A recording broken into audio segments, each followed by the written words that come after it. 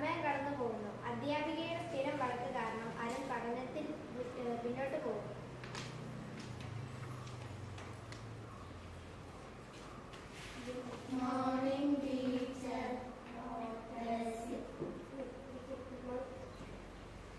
എല്ലാവരും പറഞ്ഞു പഠിച്ചോണ്ടിരുന്നോ? പഠിച്ചോ?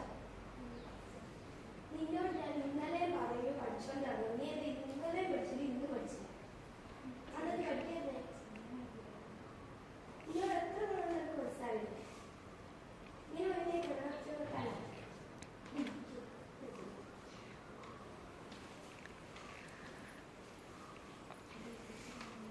രംഗം 3 അധ്യാപികയുടെ ചിന്ത.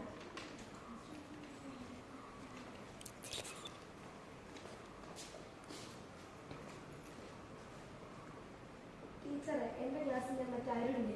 അവനോട് ഒരു ദിവസം ഹോംവർക്ക് ചെയ്തെന്ന് വരാൻ പറഞ്ഞാൽ അവൻ ചെയ്തിട്ട് വരില്ല. അവനോട് പറഞ്ഞാലാണെങ്കിൽ അവൻ അനുസരിക്കത്തുമില്ല. അവനാണെങ്കിൽ എന്നെ കാണുമ്പോൾ മാത്രം പേടിയില്ല.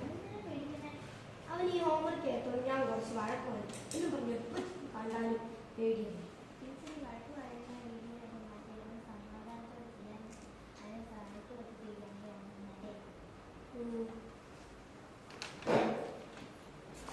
രംഗം 4 അധ്യാപിക അടുത്ത ദിവസം ക്ലാസ്സിലേക്ക്. അധ്യാപിക സ്നേഹത്തോടെ സംസാരിച്ചതിനാൽ അരുണിന് സന്തോഷമാകുന്നു.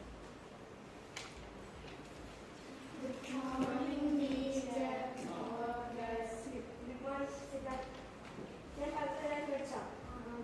അരുൺ പഠിച്ചോ? എന്താ പഠിക്കാൻ?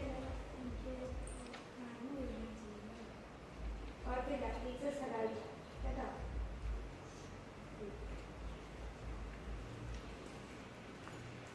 രംഗം 5 അധ്യാപിക ക്ലാസ്സിൽ എത്തുന്നു. അരുണിനോട് പ്രവർത്തനങ്ങൾ ചോദിക്കുന്നു. എല്ലാവരും അരുണിനെ പ്രോത്സാഹിപ്പിക്കുന്നു. പതിയെ പതിയെ അരുൺ പഠനത്തിൽ മുന്നേക്ക് വരുന്നു.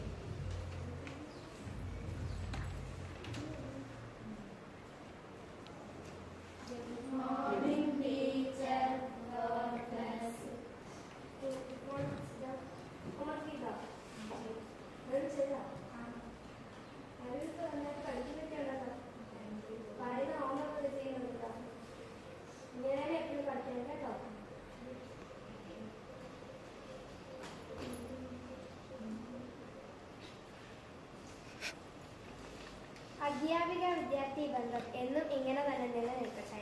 ശകാരത്തിലുപരി സ്നേഹത്തിന്റെയും കരുതലിന്റെയും നാളുകളാവട്ടെ ഇനി മുന്നോട്ട്. അധ്യാപകനും വിദ്യാർത്ഥിയും തമ്മിലുള്ള ബന്ധം എന്നും ശ്രേഷ്ഠമായ ഒന്നാണ്. അതിന് കളങ്കം തട്ടാതിരിക്കട്ടെ. ഇത്രയും പറഞ്ഞ് ഞങ്ങൾ നിർത്തുന്നു. Thank you.